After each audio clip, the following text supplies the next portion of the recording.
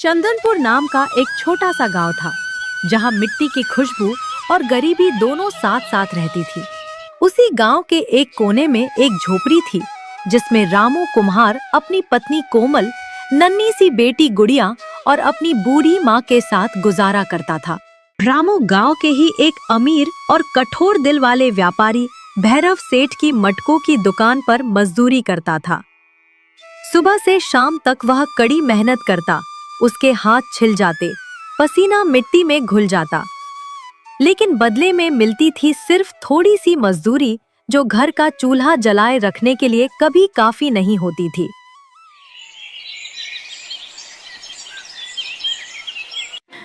सुनिए जी, कल सेठ भैरव ने फिर वही पुरानी मजदूरी दी। दिन भर धूप में काम करते हैं और मिलता क्या? माँ की दवा खत्म हो गई है, राधा के कपड़े भी फट गए हैं। मैं समझ नहीं पा रही क्या करें। मैं क्या करूं कोमल, भैरव सेठ बस इतना ही देता है। रोज सुबह से शाम तक मिट्टी में घुस जाता हूं, पर मेहनत का मोल अब दुनिया में कहाँ मिलता है। गरीब के पसीने की कीमत तो सेठ लोग अपने हिसाब से लिखते हैं। फिर आप उनके लिए काम क्यों करते हैं जी? आपके हाथ के मटके तो पूरे चंदनपुर में मशहूर हैं। क्या पता अगर आप खुद बेचना शुरू करें तो आपकी कमाई दुगनी हो जाए। सेठ के लिए क्यों अपना पसीना और कला दोनों बर्बाद कर रहे हो? अरे कोमल, दुकान खोलने के लिए पैसा चाहिए, जगह चाहिए, और हमारे पास क्या है? ये छोटी सी झोपड़ी। आप चिंता मत कीजिए, स्टार्टिंग में प्रॉब्लम होगी पर सब ठीक हो जाएगा। हम थोड़ा थोड़ा करके सब कर लेंगे। भगवान पर भरोसा रखिए। बेटा, सही कह रही है तेरी पत्नी। सेठ के लिए काम करके कब तक पेट पालोगे? अपना कुछ कर। मिट्टी तेरे हाथ में है तो किस्मत भी तू ही बना सकता है। ठीक है कोमल, कल सेठ से कह दूंगा, अब और मजदूरी नहीं। अगले दिन रामू भैरव सेठ के पास जाता है। उस दिन रामू ने फैसला कर लिया था कि अब वो सेठ के लिए नहीं, खुद के लिए काम करेगा। मालिक नमस्ते, मुझे आपसे एक बात कहनी थी। हाँ बोलो रामू, क्या बात है? मालिक, आप मेरा हिसाब कर दीजिए, मैं अब यहाँ काम नहीं करूंगा। क्या बोला तूने? इतना देता हूँ फिर भी तू काम नहीं करेगा? मालिक, गलत मत समझना, मैंने कभी शिकायत नहीं की, पर घर का खर्चा नहीं चल रहा, सोचा खुद कुछ कोशिश कर लूं। कोशिश? चल ठीक है, जा, मैं भी देखता हूं तू क्या कर लेगा। रे चमचे, इसका हिसाब कर। जी मालिक, पिछली बार इसने अपनी माँ की दवा के लिए जो बड़ी रकम एडवांस ली थी और मिट्टी के जो बचे हुए दाम थे, सब जोड़ घटाकर देखा जाए तो रामू के हिस्से में कुछ नहीं बचता मालिक। इसका हिसाब तो पूरा पूरा जीरो हो गया। सुन लिया रामू, तेरे सब पैसे कट गए, तू पहले ही ले चुका है, अब कुछ नहीं मिलेगा। मालिक, वो तो आपने खुद कहा था, तब के लिए मैंने कब कहा सब पैसे ले लो? ये तो अन्याय है। बस खामोश रह, औकात देख अपनी। तू मुझे मेरा हिसाब समझाएगा? हाँ, तेरे हाथ की मिट्टी में वो दम नहीं जो दुकान खोले। जा जा, और हाँ, जब हार कर वापस आएगा ना, तब 2 गुनी गुलामी करने को तैयार रहना। रामू की आंखों में आंसू आ जाते हैं। वह बिना पलटकर देखे ही अपनी झोपड़ी की तरफ चल पड़ता है। क्या हुआ जी? सेठ ने पैसे दिए क्या? नहीं कोमल, सब पैसे काट दिए। कहते हैं तो मैंने पहले ही ले लिया था, मुझे भगा दिया। हंस के बोला, देखते हैं कैसे दुकान खोलते हो।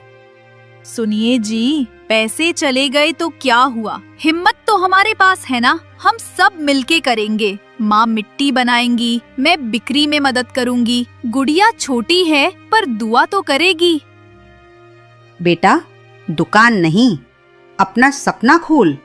सेठ ने तेरा पैसा नहीं रोका, तेरी किस्मत रोकी है। अब वक्त है उसको तोड़ने का।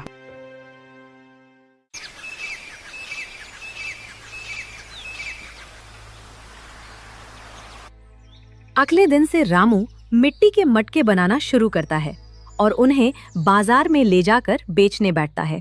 गर्मी से तपता हुआ दिन, बाजार में लोगों की भीड़, सब अपने अपने सामान बेच रहे हैं।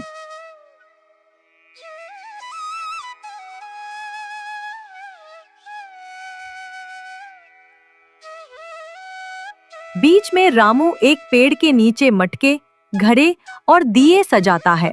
उसके चेहरे पे उम्मीद है, पर दिल में थोड़ा डर भी। आइए आइए, रामू कुम्हार के ठंडे मटके, सस्ते और मजबूत।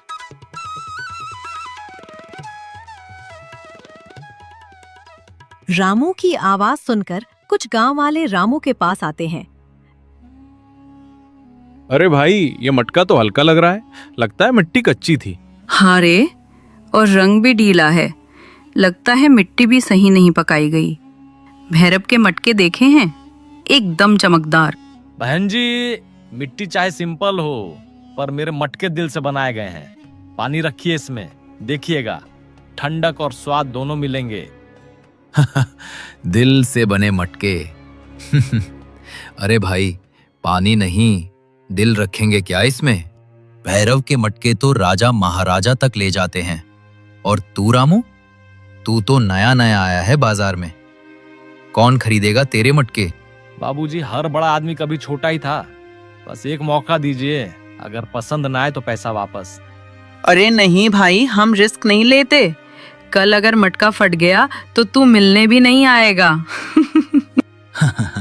अच्छा भाई, बता तो सही, कितने का दे रहा है ये दिल से बना मटका? सिर्फ 10 रुपए का है बाबूजी। क्या बोला? 10 रुपए? अरे भाई, भैरव के मटके तो 7 में मिलते हैं, और वो तो राजा जैसे चमकते हैं। हाँ हाँ, ये तो नया कुम्हार है, और दाम देखो, भैरव सेठ से भी ज्यादा। अरे हम पैसे दे रहे हैं, दया नहीं मांग रहे। लगता है इसने मटका के साथ अपने सपने भी बेचने का सोच लिया है। 10 रुपए? अरे भाई, हमारे गांव में इतने में 2 कुल्फी आ जाती हैं। बाबूजी, मेहनत के दाम रखे हैं, मिट्टी भी मेहनत से उठाई, दिन रात जलाया, तब ये मटका बना है। अरे छोड़ो भाई, इमोशनल मत हो, मटका लेने आए हैं, कहानी सुनने नहीं। आजा रे, चल भैरव के दुकान चलते हैं, वहीं असली माल मिलता है। ये रामू तो सपनों के दाम लगाता है। सब लोग हंसकर चले जाते हैं। रामू चुप हो जाता है, उसके चेहरे पे पसीना और उदासी दोनों है। दूर से भैरव सेठ आता है और उसके पीछे उसके 2 चमचे। सेठ के चेहरे पर वही घमंड भरी मुस्कान है। अरे अरे, ये तो हमारा रामू कुम्हार है। क्या हाल है रे रामू? मुझे लगा था तू अपना यह मिट्टी का नौटंकी बंद करके वापस मेरे पास आ जाएगा, पर तू तो लगता है अपनी जिद पर अड़ गया है। सेठ जी, जिद नहीं, विश्वास है। मैं अपनी मेहनत से जीना चाहता हूँ। आपके द्वार पे गुलामी करके पेट तो भर जाता था, लेकिन मन भूखा रहता था। सुन रे मन भूखा, मन से कोई जीता है क्या? पेट भरता है पैसों से, और पैसा मिलता है धंधे से, जो तुझमें कभी था ही नहीं। देखो सेठ जी, ये देखो, क्या मिट्टी का काम किया है। ऊपर से पूरा खुरदुरा, नीचे से टेढ़ा मेढ़ा, लगता है बर्तन नहीं, टूटी हुई तोड़ी बना रहा था। और देखो इसके रंग को, बिल्कुल फीका, जैसे मैदा में मिट्टी घुमा दी हो। हाँ सेठ जी, मेरा बर्तन चमकदार नहीं है, पर इसमें मिट्टी की सच्चाई है। मैं चमक के पीछे नहीं, मजबूती के पीछे भागता हूँ। वाह वाह, बड़े बड़े बोल, पर सच यह है रामू, तेरे हाथ की मिट्टी में दम नहीं है। तेरे बर्तन बिकते नहीं, क्योंकि तेरा नसीब ही कच्चा है, समझा? यह गांव सिर्फ भैरव सेठ के माल पर जीता है। शहर की मिट्टी, चमकदार मिट्टी, महंगी मिट्टी, तेरे जैसे को यहाँ कोई नहीं पूछता। सेठ जी, मिट्टी बेकार नहीं होती, बस उसको समझने वाला हाथ चाहिए। आप शहरों की मिट्टी में सोना ढूंढते हैं, और मैं अपने गांव की धरती में जीवन। फर्क वही है। बहुत बोलने लगा है रामू, लगता है 2 दिन का धूप में बैठना तुझे फिलोसोफर बना गया। ठीक है, बोल दिया तूने, पर याद रखना, जब हार के मेरे पास वापस आओगे ना तो तनख्वाह भी आधी मिलेगी। चल रे चमचों, चलते हैं, मिट्टी के राजा से मिल लिया। भैरव सेठ और उसके चमचे हंसकर निकल जाते हैं। रामू का चेहरा शांत है, पर आंखों में जज्बात उभर रहे हैं। सुबह से दोपहर हो चुकी है। सूरज अब अपने शिखर पर तप रहा है और गर्मी चरम सीमा पर है। रामू की उम्मीदें टूट रही हैं। उसका एक भी घड़ा अभी तक नहीं बिका है। हर ग्राहक उसके पास आता है, मिट्टी के बर्तनों को एक नजर देखता है और बिना दाम पूछे ही आगे बढ़ जाता है। ग्राहकों की यह बेरुखी रामू को अंदर तक थका चुकी है। निराश होकर रामू पास के एक घने पेड़ की छांव में जाकर बैठ जाता है। हे भगवान, मैंने कभी किसी का बुरा नहीं चाहा, फिर क्यों मेरी मेहनत का मोल कोई नहीं समझता। पर ठीक है, जब तक सांस है मेहनत करता रहूंगा। उसकी पत्नी कोमल ने सुबह उसके लिए एक प्याज और 2 सूखी रोटियां पोटली में रख दी थी। तभी एक अति सुंदर दूधिया सफेद गाय उसके पास आती है। उसकी आंखें बहुत शांत और गहरी हैं। रामू जैसे ही रोटी तोड़ने लगता है, वह धीरे से बिना कोई हलचल किए रामू के पास आकर खड़ी हो जाती है। अरे तू कहां से आई सुंदरी? भोजन ढूंढ रही है? ले ले। क्या हुआ अगर मुझे धंधे में बेरंगी है, पर अतिथि का मान तो रखना ही चाहिए। खा, मेरी अच्छी दोस्त। गुड़िया होती तो तुझे गले लगा लेती। वह सुंदर गाय बड़े ही प्रेम और सभ्यता से रामू के हाथों से रोटी खाती है। रामू उसे स्नेह से अपने हाथों से सहलाता है, जिससे गाय और शांत हो जाती है।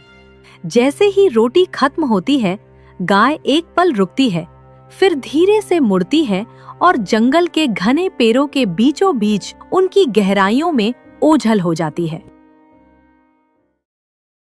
रामू अपनी थकान को झाड़ा और वापस अपने काम पर लग गया। वो फिर अपने मटके साफ करने लगता है। थोड़ी देर बाद उसके कान में कुछ हंगामा की आवाज आती है। रामू तुरंत पलटकर उस दिशा में देखता है जहां से हंगामे की आवाज आ रही थी। आवाज सीधे भैरव सेठ की दुकान से आ रही थी, जो बाजार में अपनी धौस के लिए जानी जाती थी।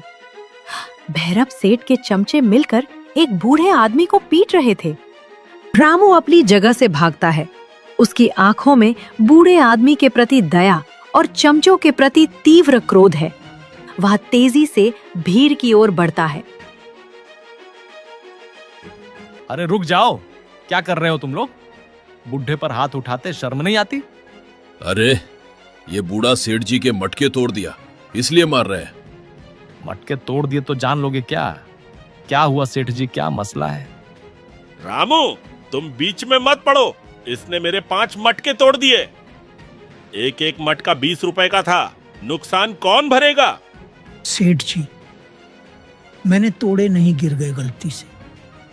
सुबह से कुछ खाया नहीं था, हाथ हिल गया। मुझे बीवी के लिए दवाई लेनी थी, 2 दिन से बीमार है। मैंने आपसे एडवांस मांगा तो आपने डांट दिया। बीमारी सब झूठ है। काम करो या निकल जाओ यहाँ से। सेठ जी, गलती सबसे होती है। आप इतने बड़े आदमी हो, कुछ दया भी तो रखिए। एक बूढ़े आदमी को मारना इंसानियत नहीं, जालिमियत है। अरे रामू, तू अपना काम संभाल, ये हीरो मत बन। ले जाओ इसे यहाँ से, वरना तुझे भी निकाल दूंगा बाजार से। सेठ जी, बाजार आपका हो सकता है, पर इंसानियत हर किसी का अधिकार है। बाबा चलिए, मैं देख लूंगा। आपको दवाई के पैसे चाहिए ना? बेटा, भगवान तुझे खुश रखे। तेरे जैसा आदमी आज के जमाने में मिलना मुश्किल है। आप घर जाइए बाबा, बीवी को दवाई खिलाइए। काम की चिंता मत कीजिए। जब मेरी अपनी दुकान खुल जाएगी ना, मैं आपको जरूर नौकरी दूंगा। पहले अपनी दुकान तो खोल लो रामू, फिर दुनिया को नौकरियां देना। जरूर खोलूंगा सेठ जी, क्योंकि दिल से चला धंधा कभी बंद नहीं होता।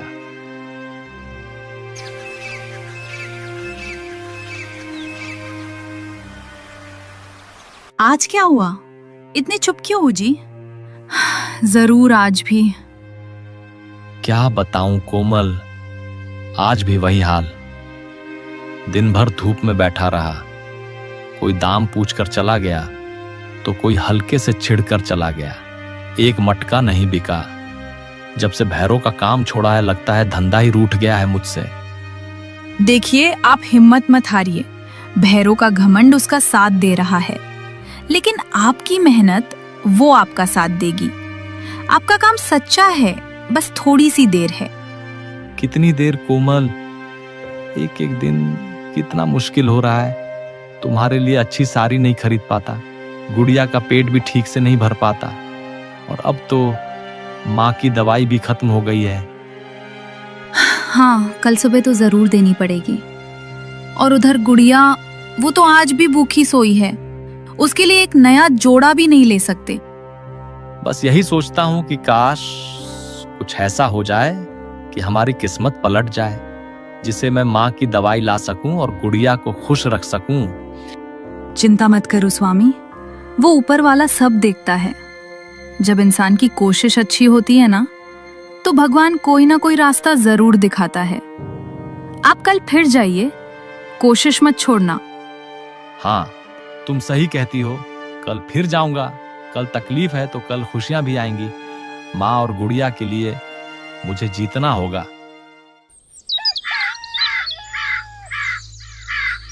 जंगल की हवा आज कुछ अलग सी थी। दूर तक अंधेरा घने पेड़ों के पीछे छिपकर बैठा लग रहा था।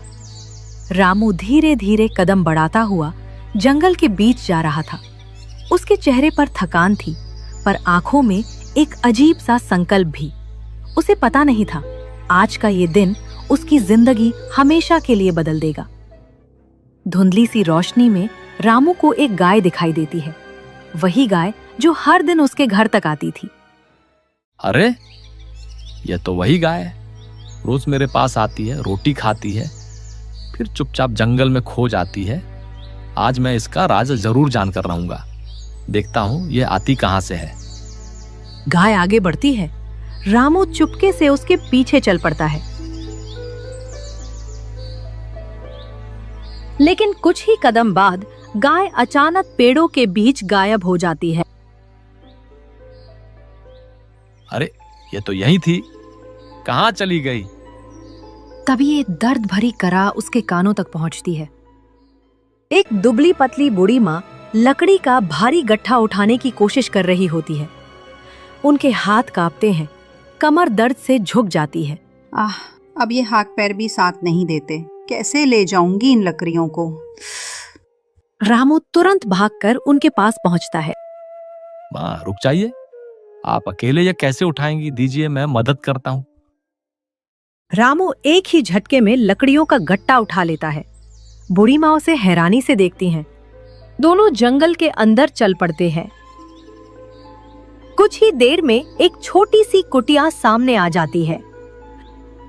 रामू गट्ठा जमीन पर रखता है। तभी उसकी नजर एक कोने में बैठी गाय पर पड़ती है। अरे, ये तो वही गाय है जो रोज मेरे पास आती है और मेरी रोटी खाती है। हाँ बेटा, ये मेरी गौरी है, बहुत मासूम है। तुम इतने उदास क्यों दिख रहे हो बेटा? क्या परेशानी है? माँ, मैं चंदनपुर का कुम्हार हूँ। मेरा नाम रामू है। मैं बहुत मेहनत करता हूँ, पर मेरे बर्तन कोई नहीं खरीदता। भैरव सेठ ने मेरी जिंदगी मुश्किल कर दी है। कहता है मेरी मिट्टी में दम नहीं।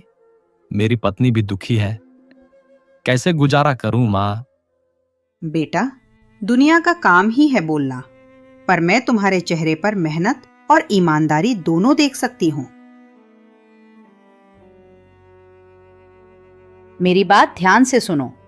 इस कुटिया के पीछे एक बड़ा पेड़ है। उसके नीचे एक छोटा सा जमीन का टुकड़ा है, जहाँ लोग जाने से डरते हैं। वहां की मिट्टी को देवी माटी कहते हैं। वह मिट्टी गर्मी से नहीं, आशीर्वाद से पकती है। उस मिट्टी से जो बर्तन बनता है, उसमें देवी का स्पर्श होता है। माँ, क्या मैं? हाँ बेटा, ले जाओ, पर याद रखना, इस मिट्टी का इस्तेमाल सिर्फ सच्चाई और नेक इरादे से करना, तभी किस्मत बदलती है। माँ, आप मेरे लिए इतना क्यों कर रही हैं? क्योंकि बेटा, तुमने जब कुछ नहीं था तब भी मेरी गौरी को रोटी का आखिरी टुकड़ा दिया। इंसान की नीयत ही उसका भाग्य बदलती है। रामू का दिल भर आता है। उसने कभी सोचा नहीं था कि ये छोटी सी रोटी किसी दिन उसकी पूरी जिंदगी का मोड़ बन जाएगी। उसकी आंखों में उम्मीद की चमक लौट आती है। रामू घर जाता है। तुरंत एक टोकरी और कुदाल उठाता है। बूढ़ी माँ के बताए हुए पेड़ के पास जाकर वह ध्यान से देवी माटी की मिट्टी उठाता है। थका हुआ लेकिन आंखों में एक नई चमक लिए रामू अपने सर पर मिट्टी की टोकरी में देवी माटी लिए आता है। झोपड़ी के बाहर उसकी पत्नी कोमल उसे चिंता से देखती है। स्वामी, आपको इतनी देर कहाँ लग गई? मैं कब से आपका इंतजार कर रही थी। और ये बोझ कैसा? शांत हो जाओ कोमल, मैं ठीक हूँ। ये बोझ नहीं है, ये तो हमारी किस्मत है। किस्मत? ये कैसी मिट्टी है स्वामी? पहले अंदर आओ, मुझे तुम्हें सब कुछ शुरू से बताना है। ये सफर बहुत खास था। रामू और कोमल घर के अंदर आते हैं। कोमल जल्दी से उसके लिए पानी लाती है। रामू थका हुआ है पर उसकी आंखों में एक अजीब सी शांति है। रामू पानी पीता है, राहत की सांस लेता है। फिर कोमल को सारी बातें बताता है। तो ये मिट्टी, ये आशीर्वाद है। भगवान ने हमारी सुन ली स्वामी। अब हम एक पल भी नहीं गवाएंगे। मैं तुरंत आपके लिए बर्तन बनाने की तैयारी करती हूँ।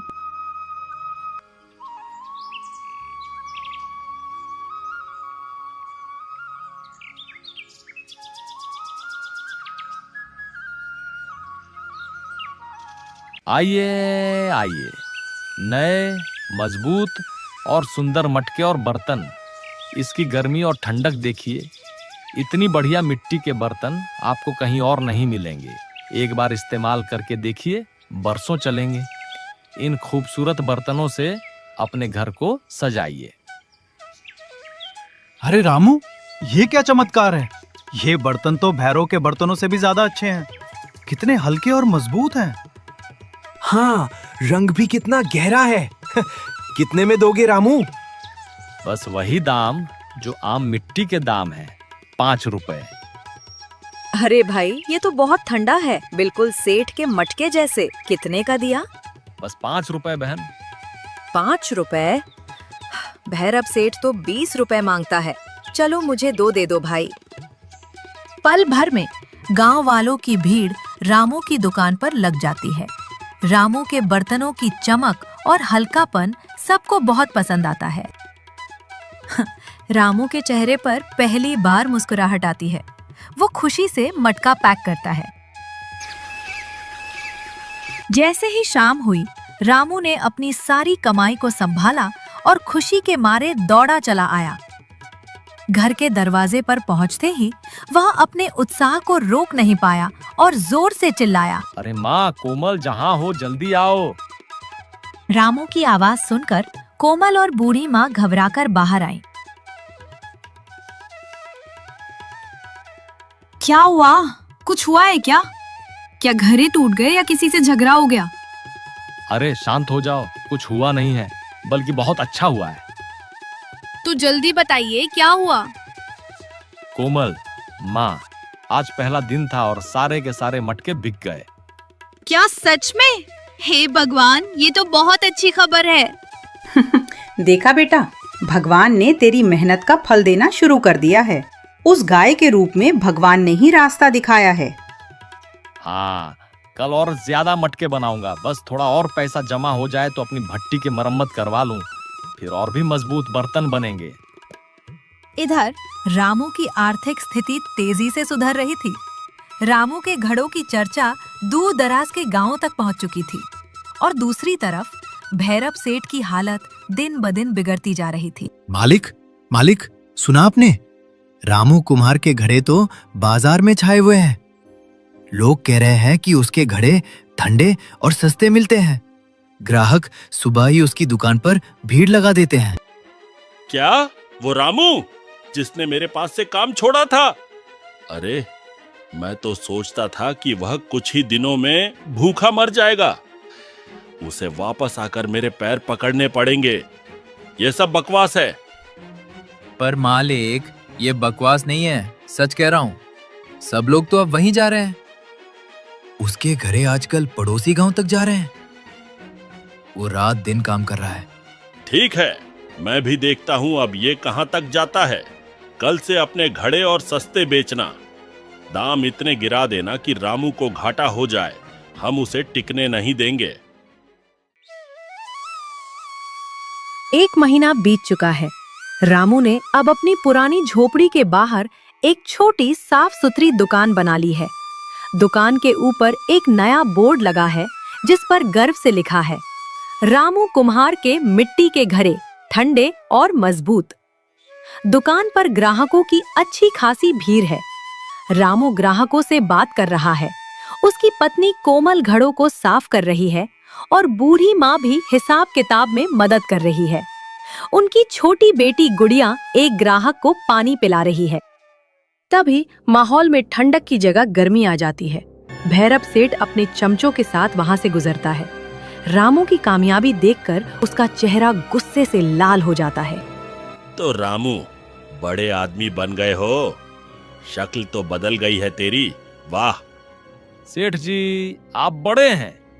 मैं तो अभी भी सीख रहा हूं। पर जो आपने मेरे साथ अन्याय किया था उसका जवाब मैंने किसी चाल से नहीं बल्कि केवल अपनी मेहनत से दिया है। देखो, तूने तो हद कर दी। अब मेरे पुराने ग्राहक भी तूने खींच लिए। सेठ जी, मैंने किसी का ग्राहक नहीं खींचा। बाजार सबका है। यहाँ सब अपनी मेहनत का खाते हैं। जहां तक ग्राहक की बात है, जहां गुणवत्ता और ईमानदारी होती है, ग्राहक खुद ब खुद वहीं खींचा चला आता है। गुणवत्ता? ये सब फालतू बातें हैं। तेरी यह छोटी सी दुकान मेरे गोदाम के सामने एक तिनके से ज्यादा कुछ नहीं है। मैं तुझे जड़ से उखाड़ फेंकूंगा। यह धमकी है रामू।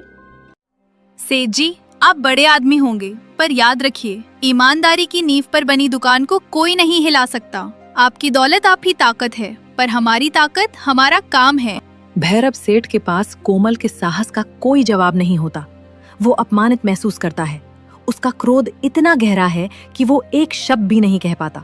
बस जलती हुई निगाहों से रामू और कोमल को देखता है और तेजी से मुड़कर वहां से चला जाता है।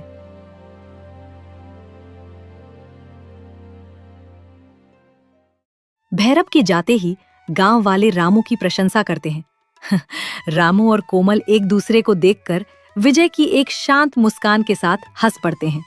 माँ गर्व से उन्हें देखती है।